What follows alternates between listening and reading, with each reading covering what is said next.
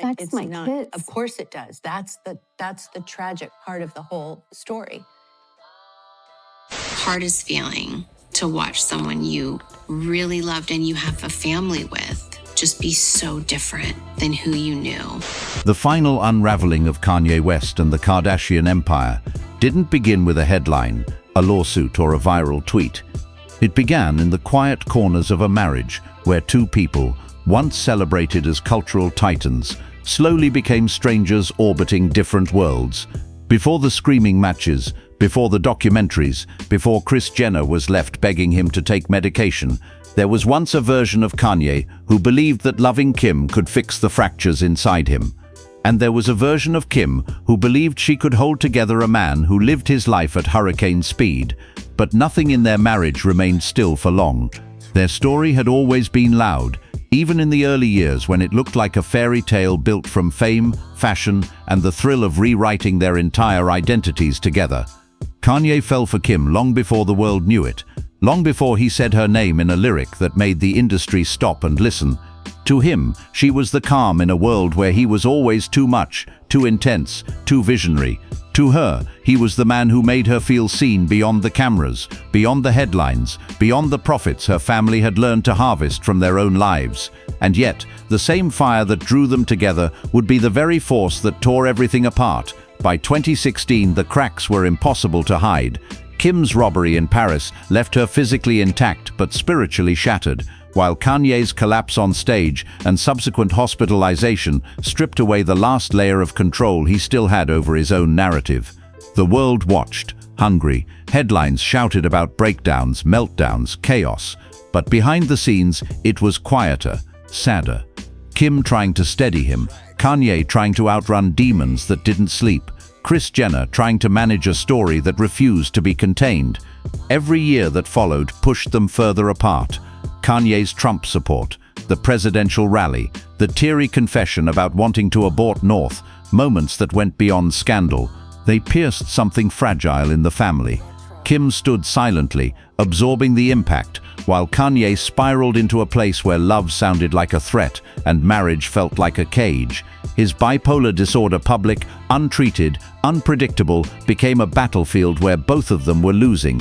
There were nights when Kim stopped answering his calls, when she hid in the bathroom so the kids wouldn't hear her crying. There were days Kanye would send out tweets that felt like open wounds, naming Kris Jenner, Kris Jong-un, accusing the family of locking him up, insisting he'd been plotting to divorce Kim since 2018. And Kris, the architect of the empire, stood helpless as the carefully curated brand she built for decades shook under the weight of Kanye's public rage.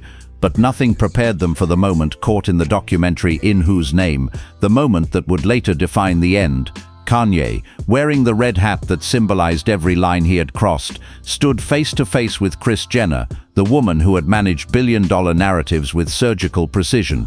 And in front of the cameras, in raw, unfiltered footage, he unleashed years of hurt. 50% of what people say that we hospital visit, but if we want to go online, that's 50. It don't matter! It doesn't matter! It doesn't matter! He told her she had emasculated him, told her he felt like a piece of nothing under their control, told her he'd rather die than take medication, the very medication he believed made him small enough for their world.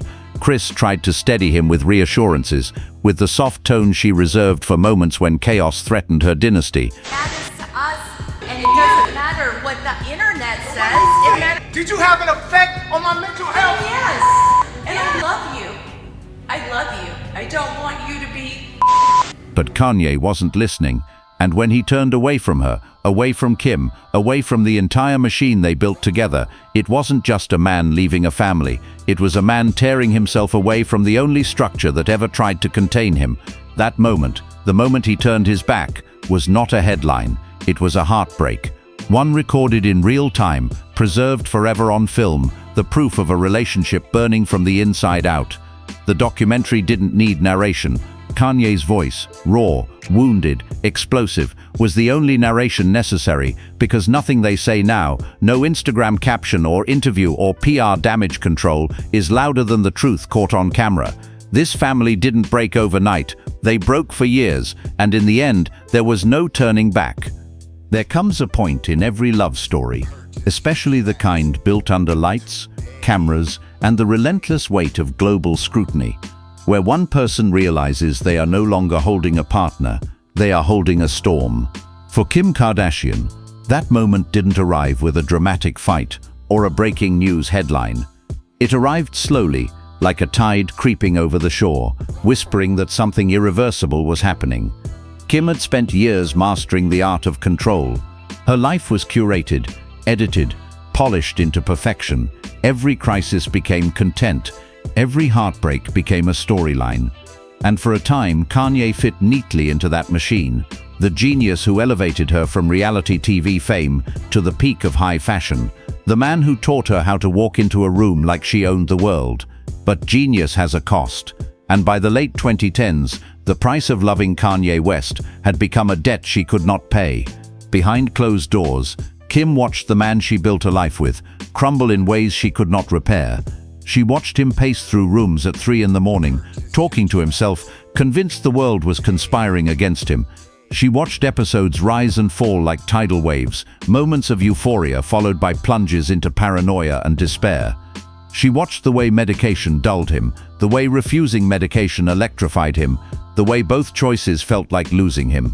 Their home became a place where she hid the chaos from their 4 children, North, Saint, Chicago, and Psalm, shielding them from the sound of slammed doors, the terror of unexpected disappearances, the heaviness of seeing their father unravel in real time. Kim learned to smile in front of them, to keep her voice steady, to tell them Daddy was just working, even when the work was tearing him apart. And then the presidential rally happened. Kanye stood under blazing lights, tear-streaked and trembling, revealing the secret that had never belonged to the public, the story of nearly aborting North. Kim watched the clip from her phone, alone, her heart dropping into a kind of pain only a mother could understand. That moment, the exposure of her daughter, the violation of their most intimate decision, was the wound that would not close. But it didn't end there. The tweets came next. The accusations, the declarations that he had tried to divorce her, the insults toward Kris, the world watching his unraveling as if it were entertainment. Kim released her statement about bipolar disorder, not as a PR move, but as a shield to protect him from public cruelty and to protect her children from watching their father become a spectacle. She asked for kindness, she asked for privacy, but the internet does not offer compassion to the vulnerable, and Kanye was spiraling too fast to catch. At home, Kim found herself living in a house full of cameras, yet feeling more alone than she ever had. She cried in her closet, the only room where she felt safe enough to fall apart. She told her sisters she didn't know how much more she could take. She told the producers she needed a break. She told her mother she felt like she'd been fighting a battle no one could win. But the truth was simpler. She could not save someone who refused to be saved. The man who once praised her as his muse, his heaven, his forever partner, was now a man she couldn't reach, even when he was standing in the same room. And as the distance between them widened, she realized that staying wasn't love anymore, it was survival, and she was losing. Their marriage reached its breaking point long before the divorce papers were filed. Not in courtrooms, not in texts, not in arguments, but in the quiet moments where Kim looked at Kanye and saw someone she didn't recognize, someone she couldn't help, someone who was slipping through her fingers no matter how tightly she held on. The day she finally decided to end the marriage wasn't marked by anger. It was marked by exhaustion. A wife who had stayed too long in a war she didn't start.